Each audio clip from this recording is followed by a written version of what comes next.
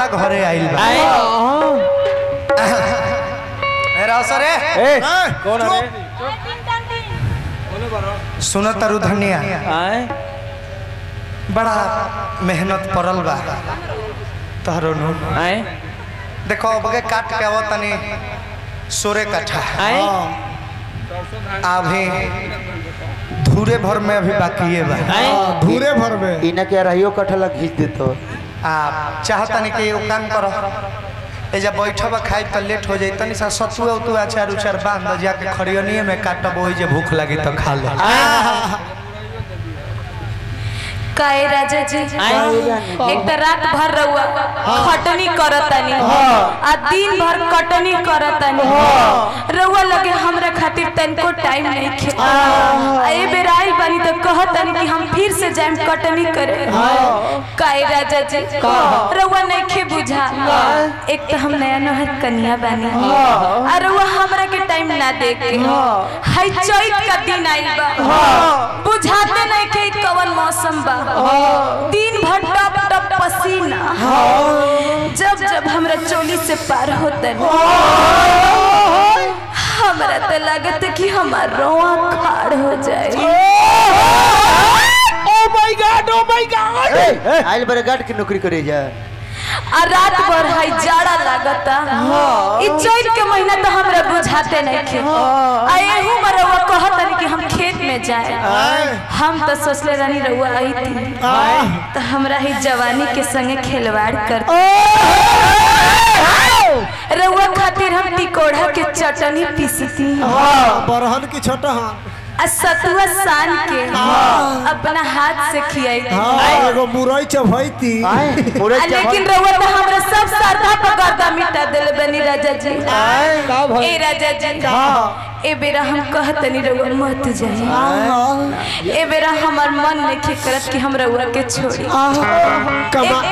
एक तो हाई टप टप पसीना जब रउआ पर से चुअता न तो लगता कि हमार करेजा में से खून निकल कमाल में भी फक यू इहे मेहरारू हमार कहतरी हमरा अनिल भाई ड्रॉप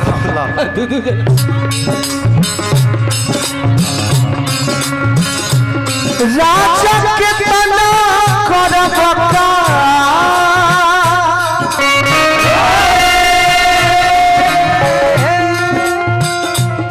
तनिका कलय बयारा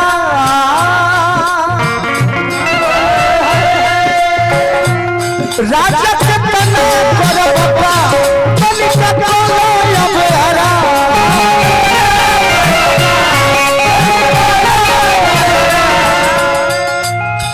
राजा जी हम जाना तने भूख लागल हो प्यासो लागल हो तो छोड़ी ना खटाई मिठाई खा के तनिका पानी पीली अरे जवानी खोवा छेलिया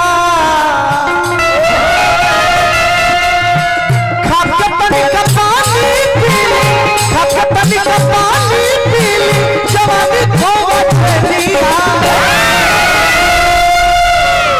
तर तर भीतर से रउआ तर भीतर से रउआ छूटा ताप से लिया छूटा ताप से लिया आई है नेहाक दी अचरा से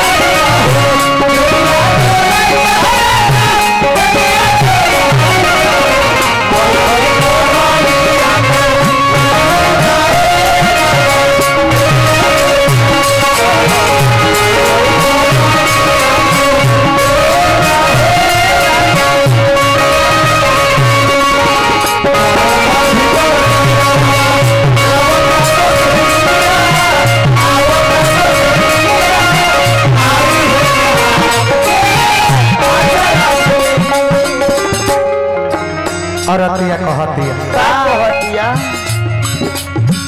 कटनी बधार के कटनी बधार के कोइले हब काल जी अभी जवाब जवन करिले सवाल जी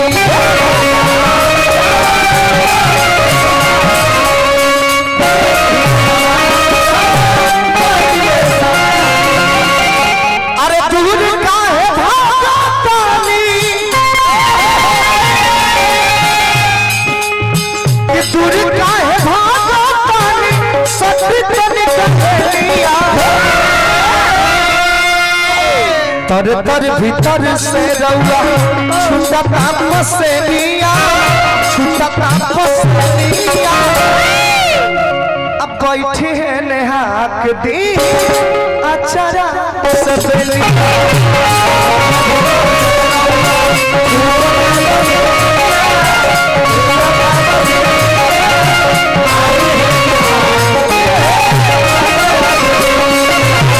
भीतर से रउआ छूटा ताप से निया छूटा ताप से निया आई है नेहाक दी अचरा से बेलिया आग चोई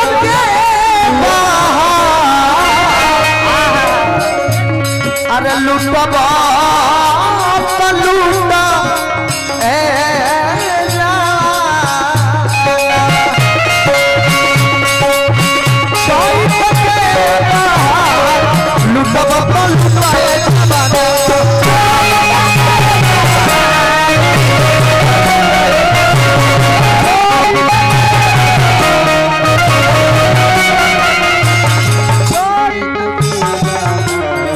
हेलो